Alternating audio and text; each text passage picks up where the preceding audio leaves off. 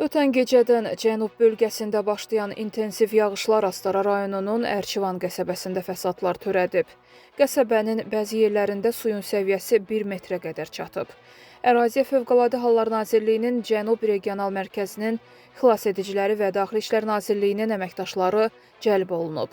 Ərazidə qərargah yaradılıb. Görülən tədbirlər nəticəsində bu saata kimi evlərdən 33 nəfər təxliyə olunub. Təxliyə prosesinə 59 nəfər şəxsi heyət, 9 texnika və 1 qayıq cəlb olunub.